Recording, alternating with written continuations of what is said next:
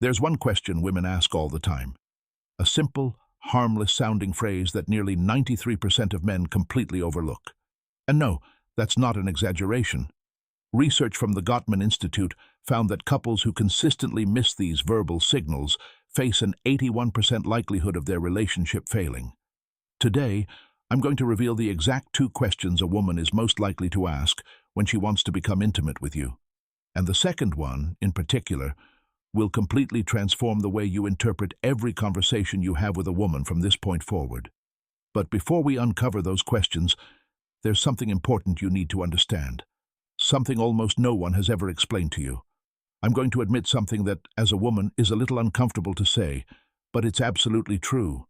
When it comes to intimacy, we rarely express our desires directly. It isn't because we're playing games, trying to be mysterious, or acting out of bad intentions.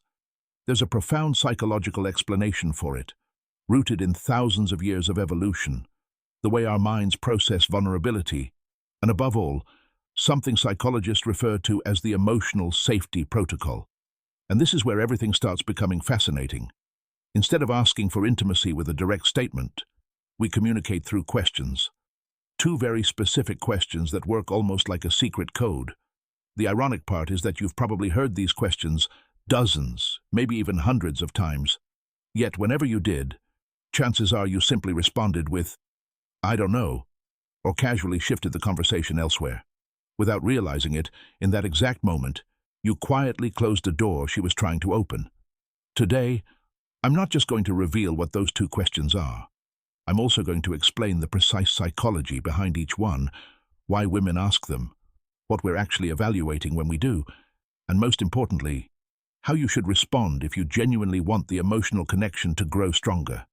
Because the correct response isn't what you probably imagine. And the response you give automatically, the one that feels natural, is very likely the reason some of your relationships slowly lost their spark without you ever understanding why. Before we dive into those questions, though, you need to understand the entire process behind them. Because if I simply hand you the questions without the proper context, you'll end up making the same mistake most people do, memorizing the words without ever learning the language. Let me begin with something that may genuinely surprise you. Dr. Helen Fisher, a biological anthropologist at Rutgers University and one of the world's foremost experts on romantic love, uncovered something remarkable through functional magnetic resonance imaging, fMRI, research. Her studies showed that when a woman experiences attraction and begins wanting a deeper emotional connection with someone, the first regions of the brain to become active are not the ones associated with physical desire. Instead, it's the areas connected to language. Broca's area and Wernicke's area, the regions responsible for producing and understanding speech, become active before almost any other part of the brain. And that tells us something incredibly important. For most women, intimacy begins with words, not with physical touch, not with lingering eye contact, but with words. More specifically, it begins with questions. So, why questions instead of direct statements? This is where the psychology becomes even more interesting.